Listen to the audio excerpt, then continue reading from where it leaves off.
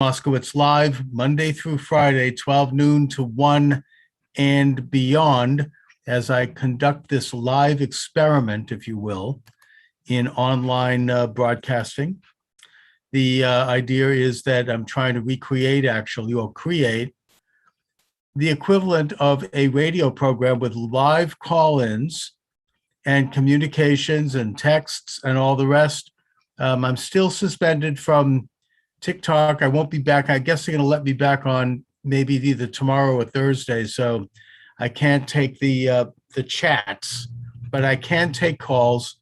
617-396-4958. If you'd like to join the conversation, 617-396-4958. Now, this is a news-driven program, and as such, we need to discuss things that are breaking in the news.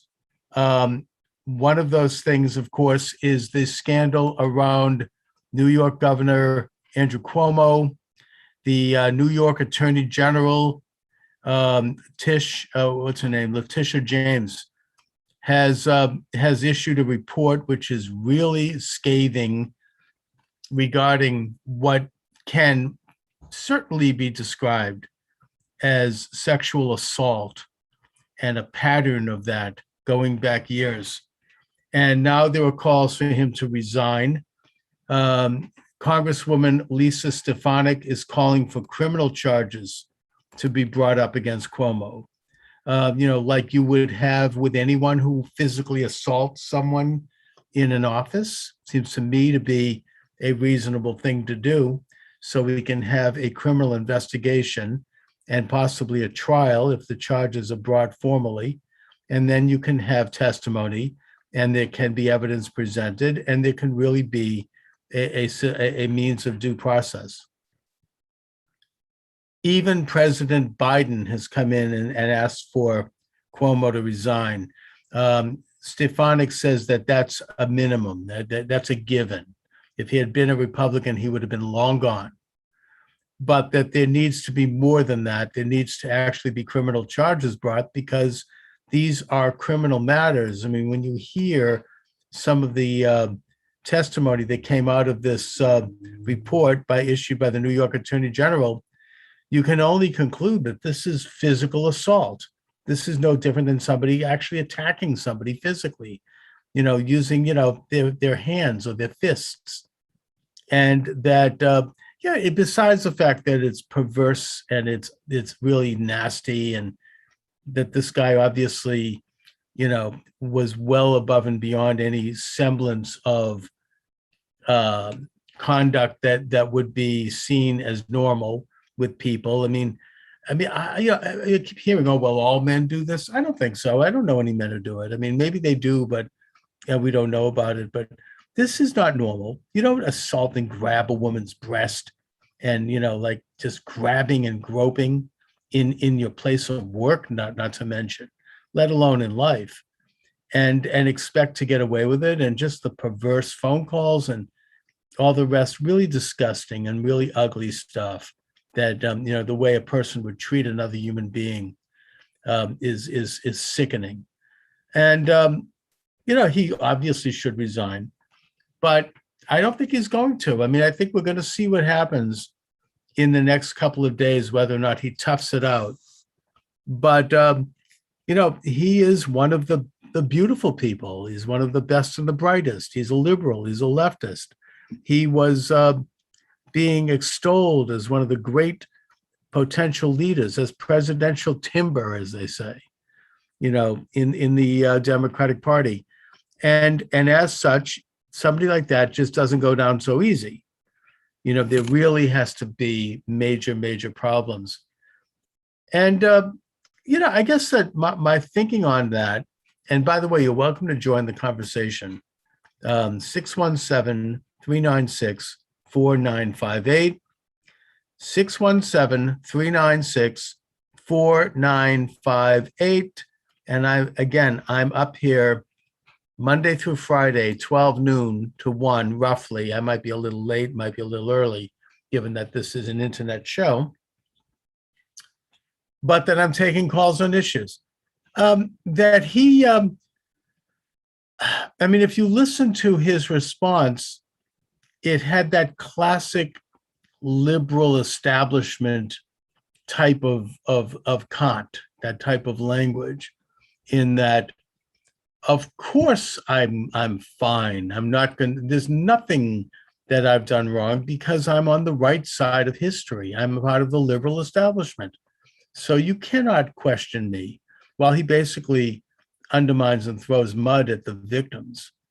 And what's worse than that is one of the main woman who came forward, and originally this Miss Boylan, Cuomo responded by cooking up a conspiracy theory, which is that she was working for Trump, right? Now, this serves several purposes. Not only does it try to claim that the charges were untrue and that she was like there as a plant, a secret spy. They talk about conspiracy theories. They love to criticize conspiracy theories. But I think it was also a smoke signal to the establishment that he was, anti-Trump, that Trump is to blame. And that this, and my battery, hold on, let me just fix this. I've got like a little battery issue.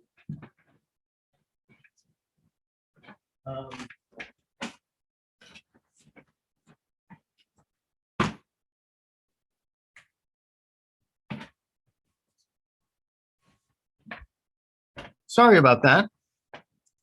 Back to the big shoe, as they say. So the smoke signal being that, hey, I'm fighting the good fight against the evil Trump and his, the blonde, the orange man and all of his, followers who should be all put into concentration camps. So give me a break. Give me a pass. We're all on the same side. It's kind of like this code language. And by the way, Harvey Weinstein tried to do the same thing. When charges were brought against him, he says, "Oh, wait a minute! I'm going to make a movie about Trump." We all know that movie wasn't going to be exactly, heroic. So, hey, give me a break. I'm fine. I'm on the right side. It should also be noted that the charges against Cuomo, brought by Boylan and by I think it was about 7 or 8 other women, were over events that happened after the hearing for Brett Kavanaugh. And we now have tape of Cuomo coming out, oh, Brett Kavanaugh, this is sexual harassment. He's a sexual harasser. And that was, again, before he did these things afterwards, which shows either this incredible disconnection from reality, or more likely, this sort of understanding that this spoiled person who's probably been privileged and misbehaving all his life knows that he can get away with it because he's liberal. And therefore, nobody would dare question him. Nobody would dare challenge him. He has an apparatus. And now that the House seems to be coming down, even if he stays, you have the entire Me Too movement compromised, just as they were with Al Franken and just as they were with other liberals like Affleck and Damon and some of these other Hollywood types who were heroic, who got caught up in the involved with the same charges, not quite as bad. And that they all basically, circled the wagons around him, surrounded him, discredited women who brought up these charges, who had been physically assaulted by him. It's sort of like Meryl Streep referring to Weinstein as God, she says, during an award ceremony, when she knew full well what he was doing. And why did they give a pass to it? Because this discredits the otherwise important Me Too movement, which is basically to bring public awareness over sexual assault against women, and for that matter, against men if it happens, as it did in the case of who was it, the guy's name, Stacy, whatever his name was, and that when you demonstrate that these things are applied politically against enemies of the left and the international oriented liberal establishment, it's to be used by them as a weapon against their enemies. But when they do it, it's fine. It should be covered up. And the women who are involved in the very painful and dangerous process of making a public accusation against a powerful liberal person, that they can be thrown away, discredited, threatened. I mean, that's apparently what happened to the woman who had made the very powerful and well-documented and legitimate accusations, Tara Reid, against President Biden. She was threatened, apparently. She was, you don't mess with a Democratic Party prince who is seen as the only alternative, the only person who could take on Trump. So she was denounced. I mean, if I were her father, I would have told her not to do it because I think her life could have been threatened. I don't want to go into this because I could get censored on YouTube, but there are situations. Let's just say that if you want to talk about the Clintons and perhaps others, think of I don't know if anyone saw the Netflix series House of Cards, Kevin Spacey. Yeah. Okay. To me, that was a fictional account of a powerful couple who, and he ended up becoming president of the United States. But I think it was an insight into how things operate within the oligarchs, even only the tip of the iceberg. The producer of that series, Frank Mankiewicz, was, I believe, the son of a very big political Democratic Party operative who had been a Kennedy guy. He was instrumental in working particularly for Robert Kennedy, and I think Ted Kennedy might have been one of the people who crafted Kennedy's response to the Chappaquiddick murder or death of Mary Jo Kopechne. And I think that he was using, by means of a fictional story, and certainly by means of dramatic embellishments, trying to blow the whistle and blowing the whistle on how this elitist, establishment, leftist, internationalist oligarchy works. They have no compunction in terms of removing their opponents in any way possible. And again, I don't want to delve into too much conspiracy theory here. I should note that one of my books deals with this question. It's called Assassination in America, where I look at issues where someone died under mysterious circumstances. They were conspiracy theories. I go all the way back. I start with Alexander Hamilton and I bring it right up till today. You can read the book. I'm not going to get into that. I don't want to get banned. It's available at Amazon Books.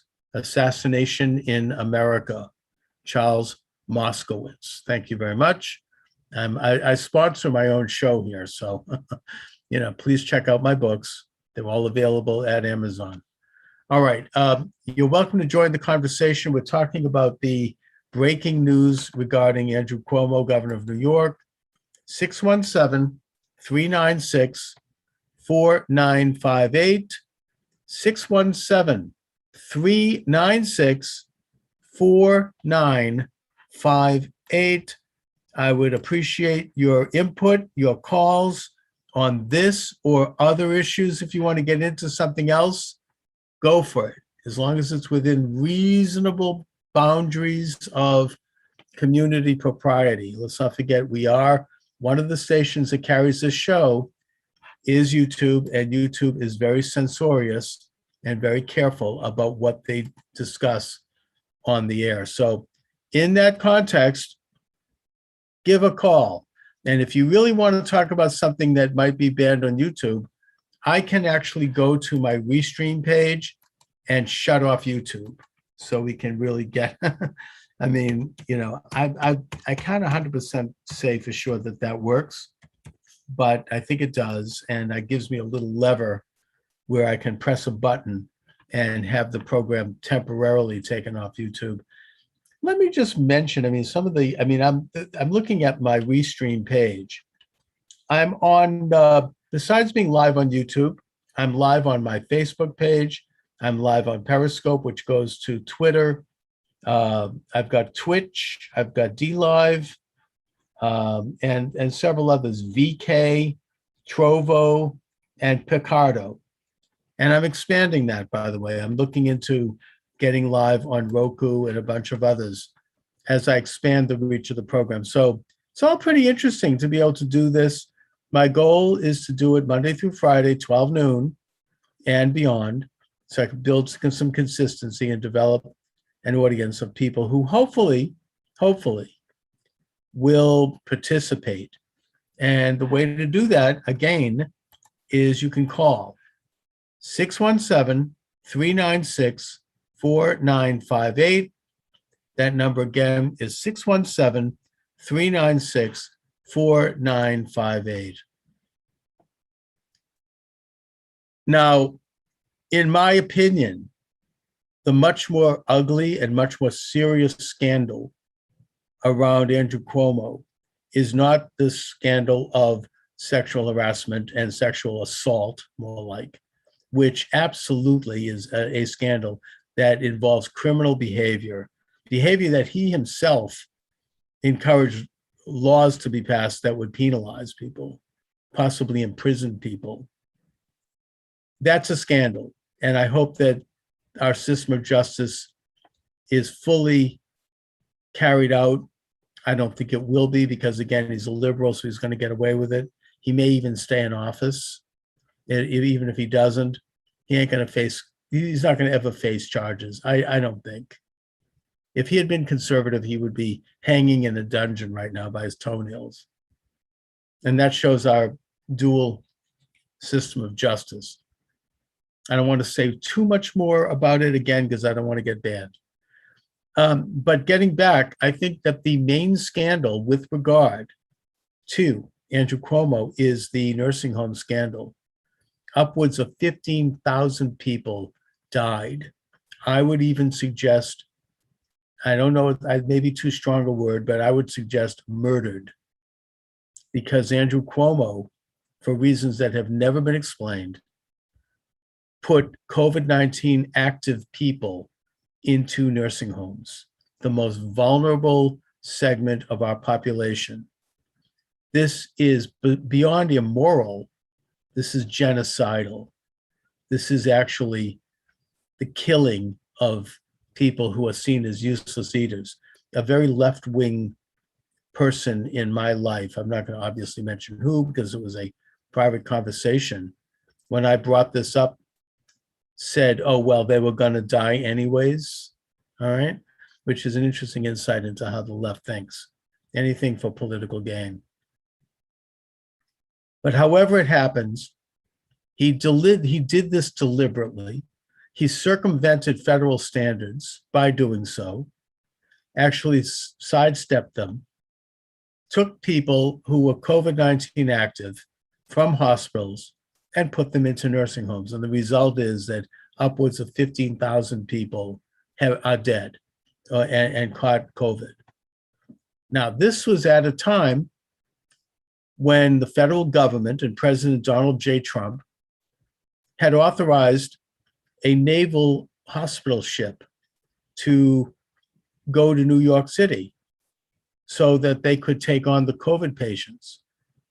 Now, this naval hospital ship, which was equipped with, I think, about 500 beds, plus the Javits Center in New York, which is like 3,000 beds, plus a Christian group that set up hospitals on Central Park. I don't know how many beds they had. They were basically there empty throughout this episode. Can you imagine the Naval Hospital on the coast?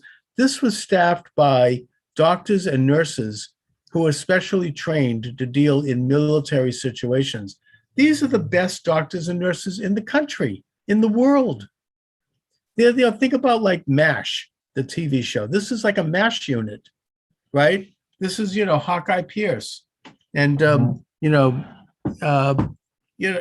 of them and Nurse Houlihan. And I mean, these are people who are trained to deal in a war zone, sitting on that boat, twiddling their thumbs for 3 weeks when no one goes on board. Now, why did Cuomo apparently literally prevent people from going on board by order? Because he thought it might make Trump look good. That's why. He thought it might help improve the image of the federal government at that time, and it would go against the narrative. And that is exactly why not only was Cuomo supported in that effort by a media that had been completely compromised and put in the bag, in terms of that only thing mattered was to hurt Trump and to stop Trump.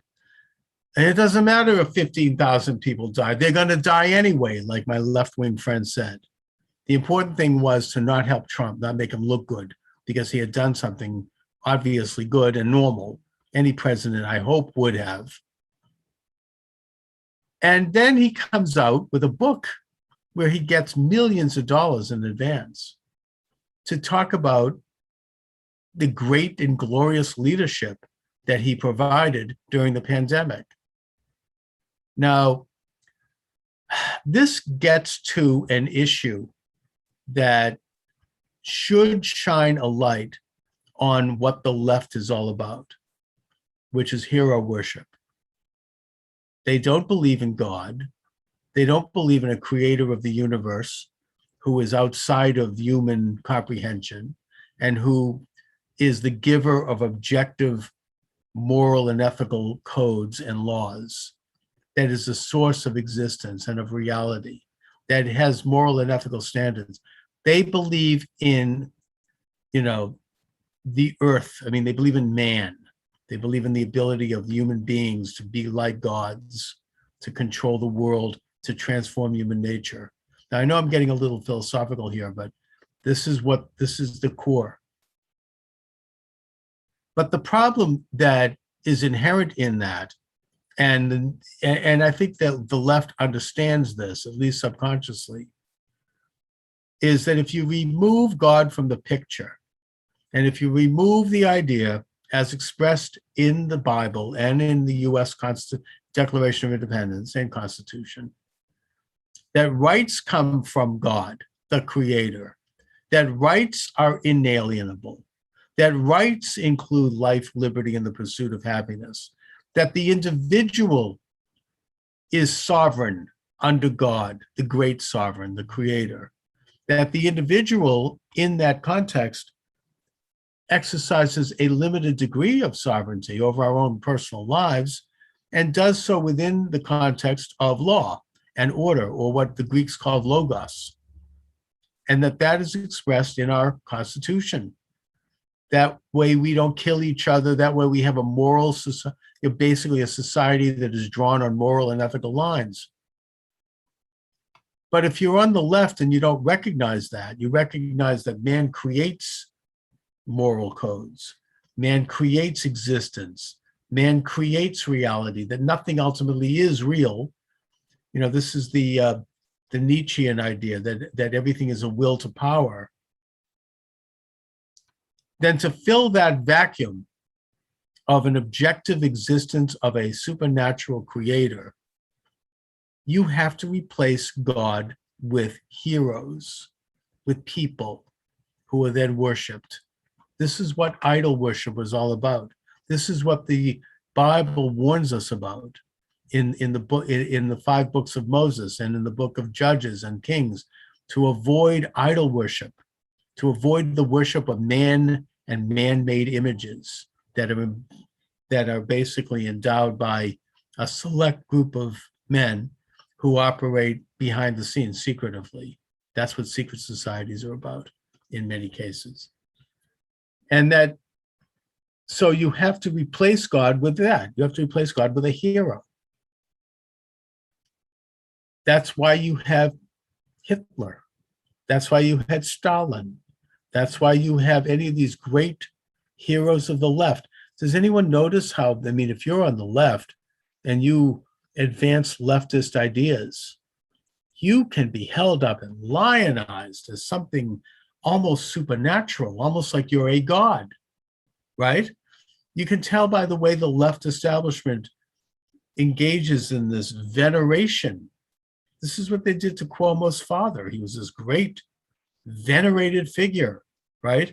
This is what they did to the Clintons. Obama is a perfect example of that. Came out of nowhere. He was fixing parking tickets one minute in Chicago as a local state legislator.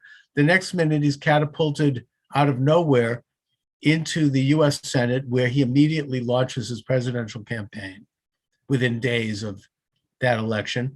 2 years later, he's president. He had no background, but he was lionized because he understood where the power lay. He understood that by genuflecting to the left, by embracing this idea that man can transform human nature, he could serve as a useful tool for this amorphous and secretive, yet growing and internationalist leftist oligarchy that is made up of various areas. Right now, I'm a sociology student at Bunker Hill College. I am studying the work of C. Wright Mills, who was a great sociologist who wrote a book in the late 1950s called The Power Elite. And this is exactly what C. Wright Mills talked about. He talked about how, he didn't say they were liberal, although I'm not that far into the book. I have a feeling he did, but he talks about that there is an informal elite that controls the high ground of our power structure. And that he saw this in three spheres: military, corporate, and celebrity. I think that, don't forget, he wrote this book in the late 1950s. I think he was absolutely right, but I think it's changed a little bit since then. I think that it includes academia, the media, which operates as basically a footstool in terms of promoting this agenda, and corporate, of course, especially big tech, which are the top corporations in this country right now, and government, and celebrity, Hollywood and the big star-making machinery, as Joni Mitchell called it. And then I also think even religion, even organized religion, is a part of this. That in order for them to fulfill that basic human need of understanding fixed truths and perceiving reality and having basic axioms of existence in place, in order to fulfill that need without God, because they are the most powerful, they need to create these heroes. They need to enhance them, hold them up, engage in this idolatrous worship of them by promoting them and using all of their media as the vehicle to do that, whether it be print, radio, TV, big tech, whatever. And that as long as those figures are useful, as long as they are tools that can be utilized to promote their ultimate agenda, which is to move authoritarian socialism forward and to reduce the idea of the sovereign individual under God, who is operating in their own self-interest and operating in their own interests of their own families and their own communities, then as long as that person continues to be useful, they will be able to get away with a lot of things, maybe even murder, all right? and not worry about it because they operate at a different level, at a different tier of justice.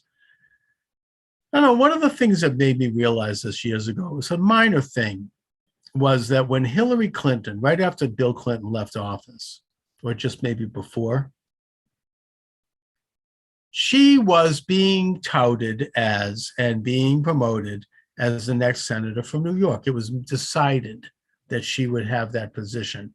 Daniel Patrick Moynihan, who was retiring, I think reluctantly went along with it. He was a good man. I think he was self-made.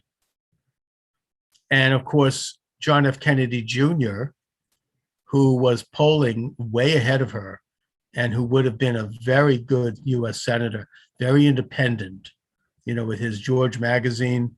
He had written an expose on Carol Quigley, for God's sakes. I mean, talking about Eastern Seaboard liberal establishment figures. And he was determined, by the way, to uncover what he claimed in his magazine to be a conspiracy to have assassinated his father, President John F. Kennedy, and his uncle, Robert F. Kennedy.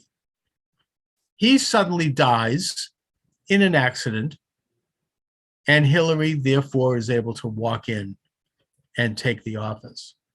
But one of the things that struck me at the time was the New York Times Sunday magazine.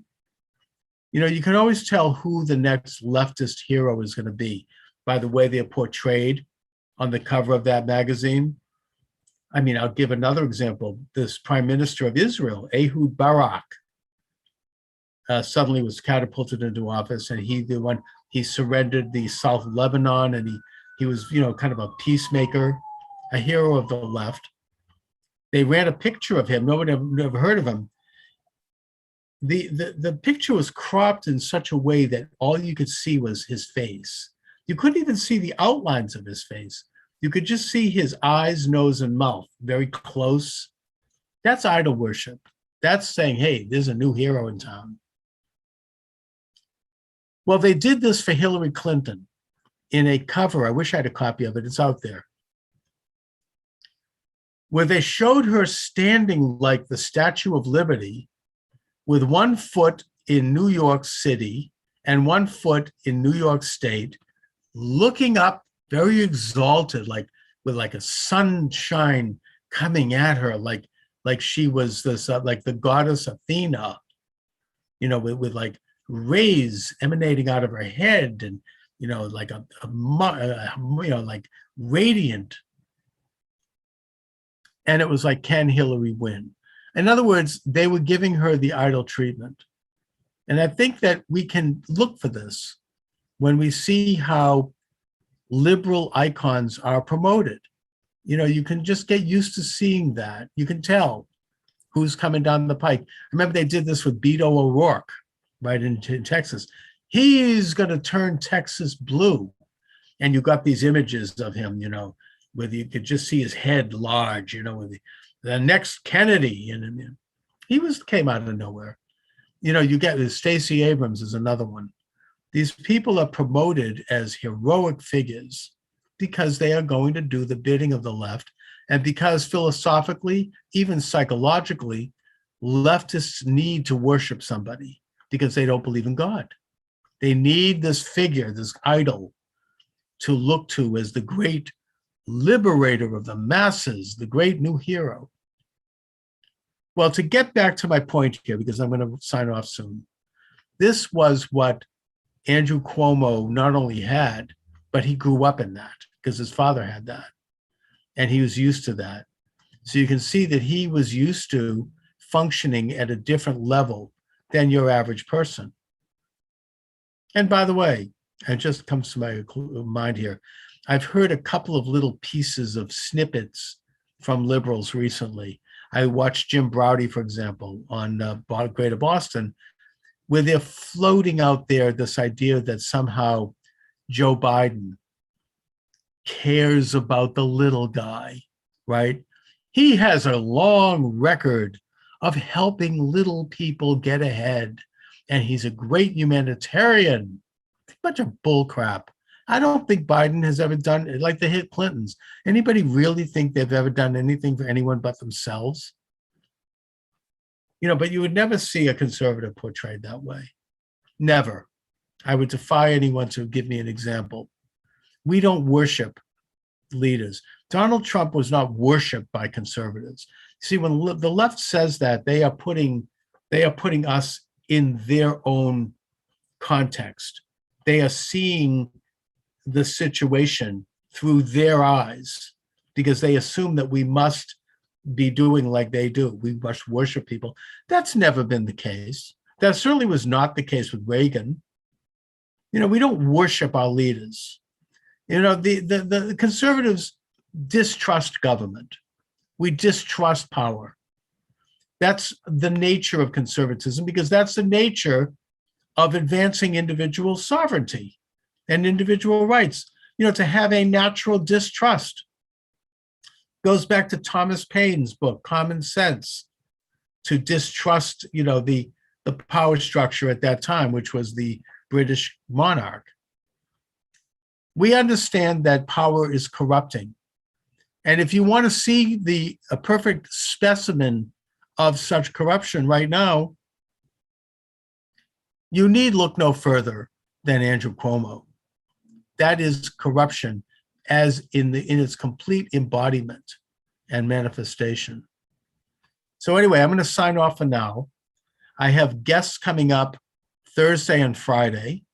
I am doing the program Monday through Friday, 12 noon and on. You're welcome to join the program. This is live, 617-396-4958.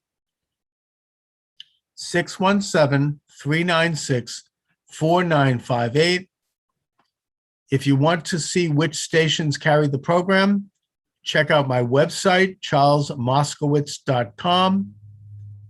And I should just finish by noting that the program is self-sponsored by me and my books. My books are available at Amazon Books. I've written almost 20 books on a vast range of subjects. My most recent book, and I'm writing a sequel right now, is called The Satanic Conspiracy. Let me just hold it up. There it is. The Satanic Conspiracy, The Spectre Haunting Mankind. It deals with some of the very things I'm talking about right now, and I'm very proud of this book. It's a quick, short book. It's an easy read. You could probably get it for about $3. Please check it out at Amazon Books. And that pretty much wraps it up for today. I want to thank you for joining me if you're here live. Thank you if you're watching the archive. God bless you. God bless America. Let's stay conscious. Let's stay woke in the real sense, which I describe as be the Great Awakening, something that is rumbling across the fruited plain. Anyway, thanks again for watching, everyone.